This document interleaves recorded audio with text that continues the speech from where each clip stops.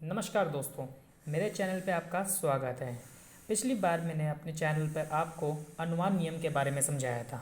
अब मैं next topic अपना कारक नियम के बारे में बताना चाहूँगा।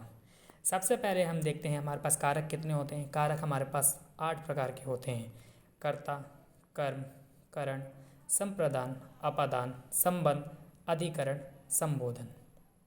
और उसके चिन्ह ने, को, से, के, द्वारा, के, लिए, से, अलग होना, का, की, के, रा, री, रे, में, पर, हे, अरे, भो। और साथ ही साथ आप देखें क्रमशः उसके प्रथमा विभक्ति, द्वितीया, तृतीया, चतुर्थी, पंचमी, षष्ठी, सप्तमी, संबोधन। सबसे पहले हम इसको याद करने का तरीका बताता हूँ मैं आपको याद करने का तरीका कैसे। कर्ता ने, कर्म को, करण से, के द्वारा, यानी कि इसका साधन होगा। संप्रदान, के लिए, अपादान, से, अलग होने के अर्थ में। यहाँ पर आप देखेंगे करण में भी से आ रहा है और अपादान में भी से आ रहा है। एक के द्वारा यानी कि हमारा साधन हुआ करण, और अपादान जहाँ से हम अलग हो रहे हैं। संबंध, का, की, के, रा, री, रे, जिससे हमारा कोई संबंध बता रहा हो। अधिकरण, में, पर, और संबोधन, हे, अरे, भो। तो गाइज ये हमारा कारक चिन्ह है और इसी के क्रमशः ही आपको विभक्ति दे रखी है। इसको सीक्वेंस याद करेंगे आप। कर्ता ने, कर्म को, करण से, संप्रदान, के लिए, अपादान, से, संबंध, का, की, के, रा, री, रे, अधिकरण, में, पर, संबोधन, हे, अरे, भो। इसी सीक्वेंस में याद करेंगे ताकि आप विभक्ति जो यहाँ पर दे रखी है वो क्रमशः आपको याद हो सके। प्रथमा कर्ता हो गया, द्वितीय कर्म हो गया, तृतीय करण हो गया, चतुर्थी संप्रदान, पंचमी अपादान, षष्ठी संबंध, सप्तमी अधिकरण, संबोधन, ये अरे भो। अर्थात अब यहाँ पर हम देखते हैं कि राम खाता है। ठीक है, राम खाता है तो राम आपने देखा होगा यहाँ पर आपका जो कारक चिन्ह का लोप हो चुका है। तो राम ने खाता है ऐसे भी बोल सकते हो आप। तो राम, उसमें एक वचन लगेगा और खाते को बोलते हैं संस्कृत में खादति। तो यहाँ पर आप खाद का रूप चलाएंगे खादति। राम खादति। इसी प्रकार से आप देखेंगे अगला मैंने आपको बताया राम ने खाया। अब ये भूतकालिक क्रिया होगी तो यहाँ पर आपको दिख रहा होगा जो लोप हुआ था ऊपर वो यहाँ पर अब आपको विद्यमान है। राम ने खाया। अब राम को जैसे ने यहाँ पर आपने देखा होगा करता है, प्रथमा विभक्ति है तो राम को आपने प्रथमा विभक्ति लगाई राम। और खाने को पास्ट टेंस में बोलते हैं अखादत। इस प्रकार से ये कर्ता का हुआ। अब आप नेक्स्ट देखेंगे राम रावण को मारता है। अब यहाँ पर आप देखेंगे अंडरलाइन मैंने रावण को कर रखा है। आप को देखिए ये कर्म कारक में को आती है यानी कि इसमें द्वितीय लगेगी। तो राम में वापस एक वचन ही रहेगा क्योंकि वो हमारा कर्ता है। अब रावण को, रावण का द्विवचन आपको शब्द रूप पता होना चाहिए। रावण का द्विवचन होता है रावणम। बिंदी लगा दीजिए आप ऊपर, रावणम।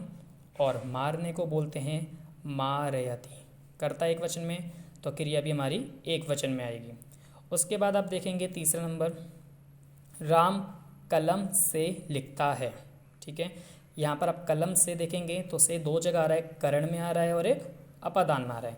परंतु यहाँ पर कलम से यानी कि उसका वो साधन है इसलिए हम इसे करण कहेंगे। ठीक है, और करण में आप देखेंगे तृतीय विभक्ति आ रही है तो आप इसको अब लिखेंगे राम कलम से। कलम को संस्कृत में कलम कहते हैं और उसका तृतीय विभक्ति हो जाएगा कलमेन।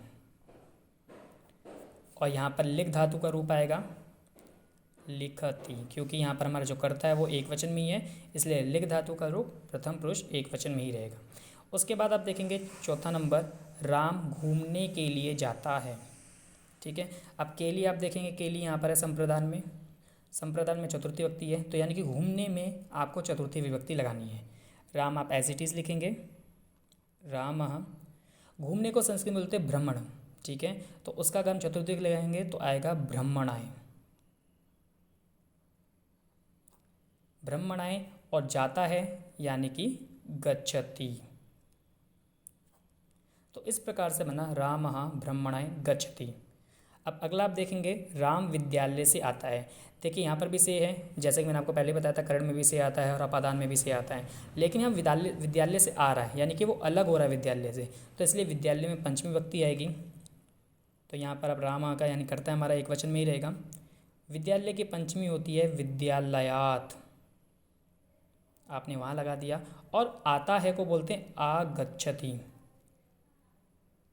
जैसे कि मैंने आपको बताया है, आपका कर्ते के अनुसार ही क्रिया चलेगी, और कर्ता हमारा यहाँ पर एक वचन में, तो क्रिया भी एक वचन में है। अगला है राम मित्र के घर जाता है। अब आप देखिए यहाँ पर आ रखा है मित्र के, तो मित्र के जो है वो यहाँ पर आप ध्यान से देखेंगे कि संबंध कारक में मित्र आता है षष्ठी विभक्ति में, ठीक है।